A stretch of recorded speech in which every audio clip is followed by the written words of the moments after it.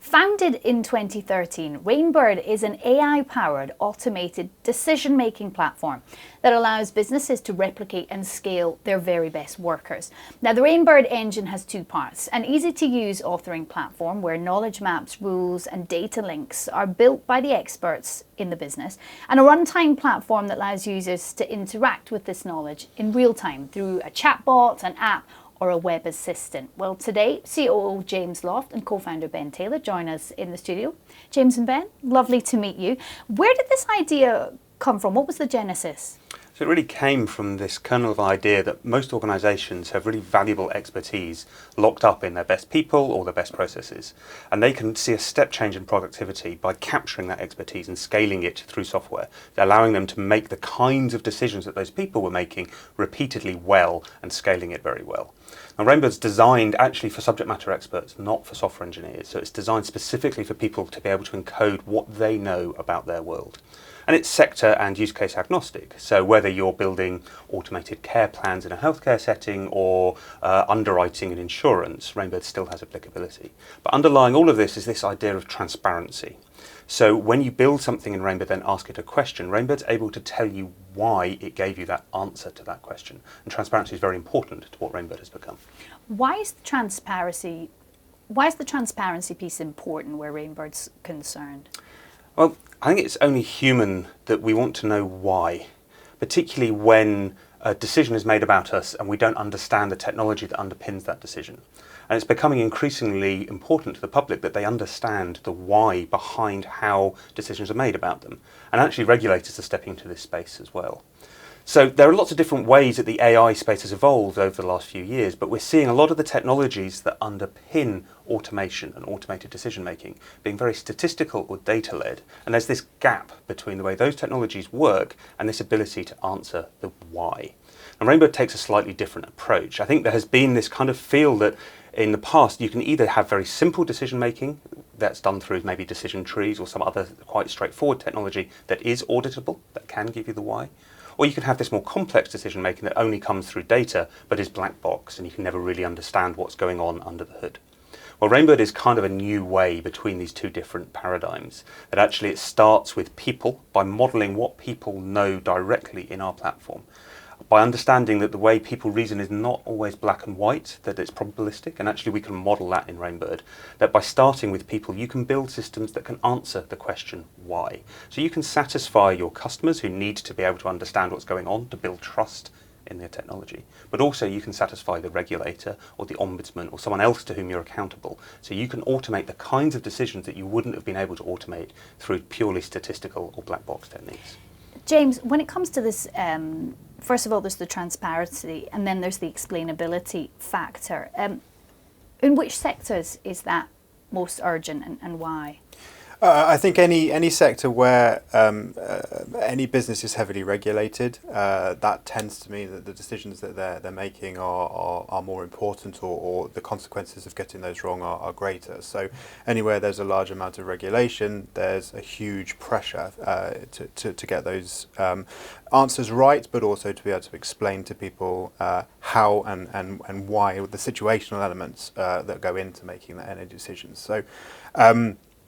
In many ways, it's a supporting element to any compliance team to be able to say en masse that we made these decisions in a certain way, and this is the detail around that, rather than a blanket response to how an organisation just generally goes around answering questions. I think, as Ben has mentioned, from the consumer perspective as well, it's very important for people to be able to see why. So if someone's applying for credit or a loan, to know exactly why, and then also for the organisation to be able to use that explainability to give more advice or more support.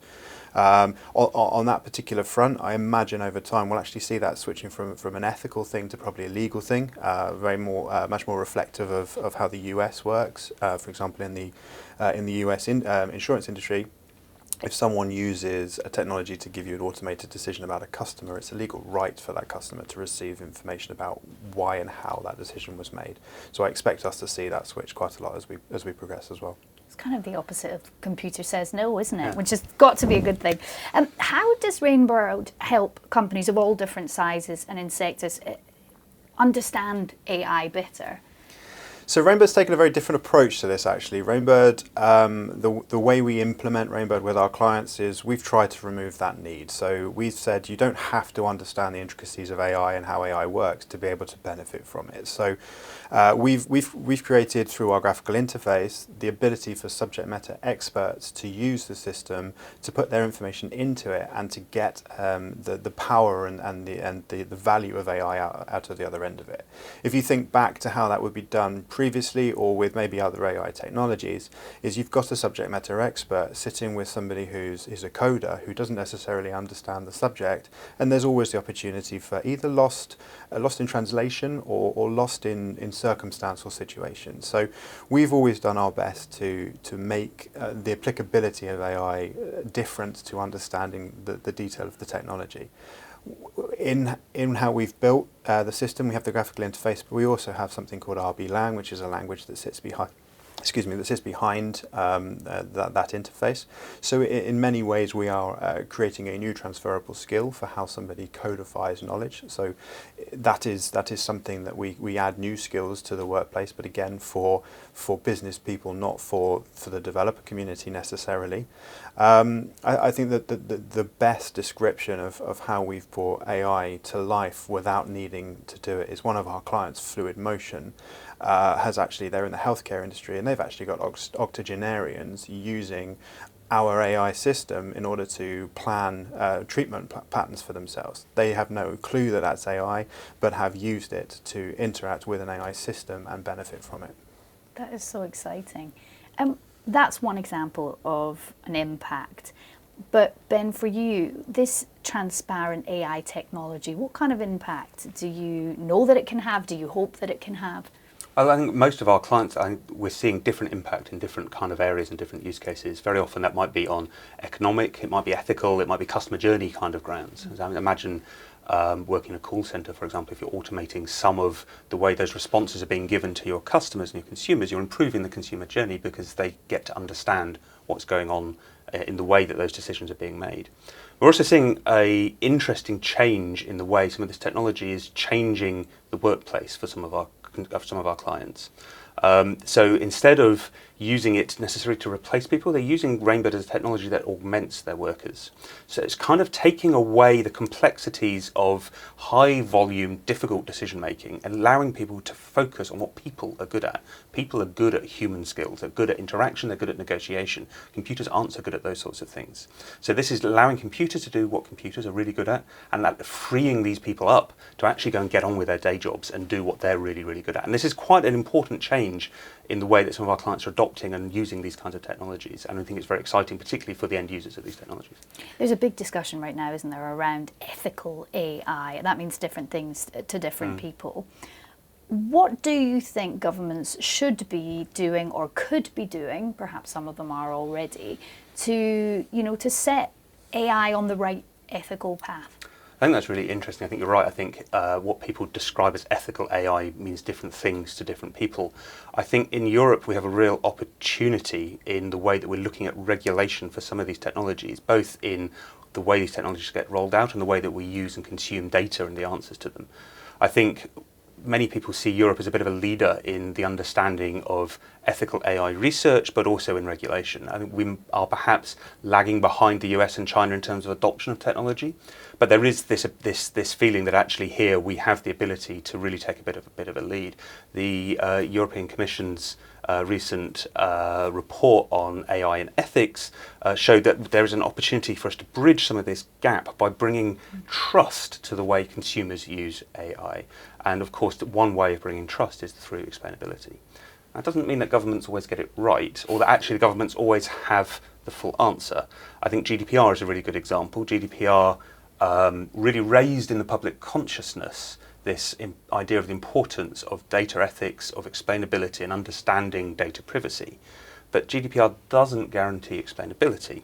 So there is a gap between what the governments have been able to do in terms of regulation and the public need and desire for this. So there is an argument perhaps that it's down to the markets, that those of us designing these technologies and implementing them to look ahead of where the regulation is going and bridge some of that gap in building these technologies. To some degree, what Rainbird is doing is bringing that transparency that I think you're absolutely right that people crave. In which kind of industries is it able to bring this transparency? Where is it being used? So I think the most impactful type of transparency that's happening as a result is what we've talked about a couple of times. It's that ability to bring extra information to the end user about something that affects them. I think that's a huge part of it. In other places where we're adding active value to the businesses who are using AI, one example I'd give is our interactions on fraud investigations. So we're working with a large UK credit card company. And really, fraud for them is quite an interesting topic because it's a forever moving challenge. It's not a stable thing. Every time they think that they've identified a type of fraud, the fraudsters are also looking for what's next. So to use Rainbird to offer up to the business a very holistic view of what fraud is to that business, and it's different for every business, has allowed that business to take that transparency in two ways. One is it's allowed to look at the cases in a more holistic way, to actually identify where it has the information it needs to make decisions, where previously maybe through a more siloed approach it didn't have. Traditionally they would have been contacting customers, and from a customer's perspective, you might have fraud on your account is a horrible and unnerving situation. So that holistic view can remove those types of potential. Also, what it's done, and Ben's mentioned this already, is it's allowed to have a wide enough view of the world of fraud in that space to actually say, well, what's new and what's unique? So to be able to identify new types of fraud far quicker, to not have to wait for months to recalibrate a tool to then be able to capture that type of fraud. So actually to change that that dynamic and allow companies to actually have a chance in winning this fight with fraud, or at least matching somewhere where they're potentially a bit behind at the moment. Another really interesting space is in potentially the less interesting topic of tax advice. It's working with organisations such as the HMRC, who make decisions around things such as R&D tax credits, which is quite a grey area. There's no hard and fast set of rules as to why each company would get different responses to R&D tax situations. So again, we're working with a large company in that space where they've actually improved by offering a larger level of transparency off the back of an automated decision. They've improved their relationship with the HMRC to make sure that more of their clients are successful in their applications through R&D tax credits. I think anywhere where there's a complex environment that traditionally has been either held back by its inability to share information in a timely manner or in a situational manner, the opportunity there for AI, and explainable AI in particular, is huge. So the field for applications is obviously enormous, but what does the future hold? What would you like it to hold? I think the market has evolved substantially over the last sort of 5 or 6 years. I think AI is moving from kind of innovation into the business, but we're also seeing most large businesses start to recognise this transparency problem and this black box problem. We're seeing lots of investment go into data science, but actually a lot of that to reach the business, this problem has to be solved.